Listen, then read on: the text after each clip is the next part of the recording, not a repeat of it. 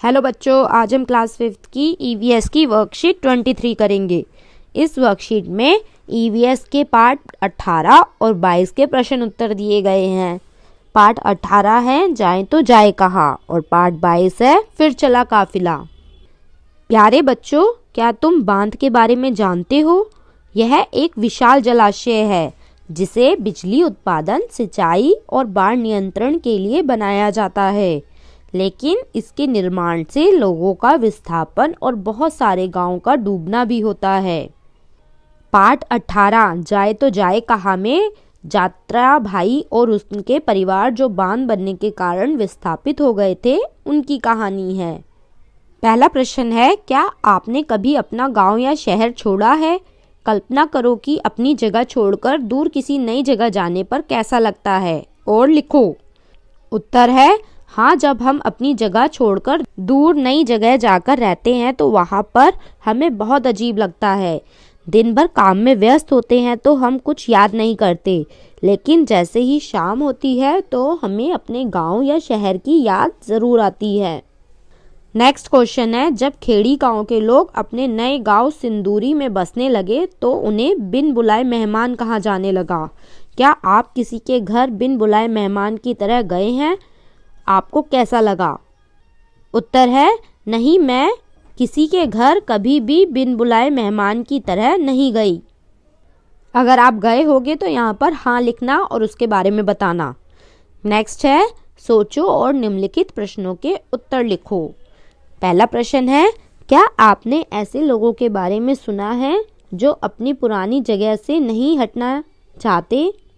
उत्तर है हाँ, मैंने अपने पड़ोस में कई बुजुर्ग लोगों को यह कहते हुए सुना है कि वह कभी भी अपनी जगह को छोड़कर दूसरी नई जगह नहीं बसना चाहते थे। नेक्स्ट क्वेश्चन है, आप कोई ऐसी जगह जानते हो जहां स्कूल या अस्पताल नहीं है?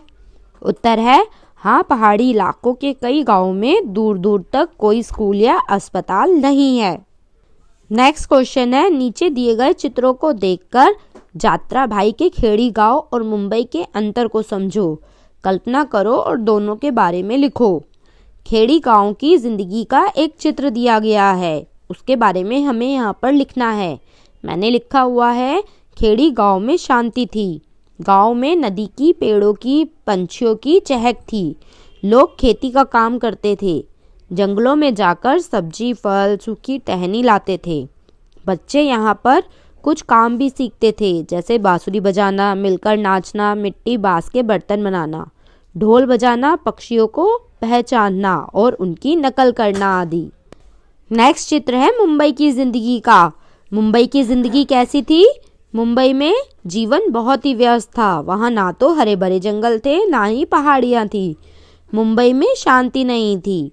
यहाँ पर पानी भी खरीद कर पीना पड़ता था।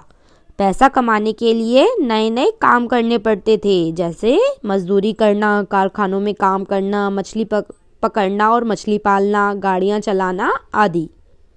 नेक्स्ट क्वेश्चन है, फिर चला काफिला पार्ट में धनु और उसके परिवार की कहानी द्वारा मुकादम, जिसे हम कर्ज देने वाला दलाल कहते हैं, से किसानों के कर्ज लेने के बाद हुई मुश्किलों को बताया गया है। इस पार्ट से संबंधित प्रश्न है, आप धनु के परिवार जैसे किसी परिवार जिन्हें महीनों काम की तलाश में गांव छोड़कर रहना पड़ता है के बारे में जानते हैं? लिखे। उत्तर है हाँ, मैं एक ऐसे ही परिवार को जानती हूँ। मेरे पड़ोस में मेरे दोस्त का परिवार काम की तलाश में अपने गांव को छोड़कर यहाँ रहने आया है। नेक्स्ट क्वेश्चन है, काम की कमी और परिवार का खर्चा चलाने के लिए कर्ज लेने से किसानों को क्या समस्याएं पैदा होती है?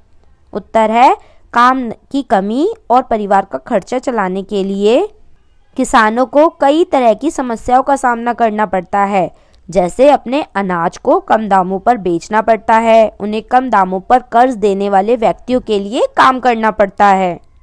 बच्चों, इस पार्ट में परिवारों का काफिला गन्ने के खेतों और शक्कर के कारखानों के पास झोपड़ियां बनाकर रहने लगता है, ताकि गन्ने की कटाई, उसके गट्ठर बनाना, उसे कारखानों तक पहुंचाया जा सके।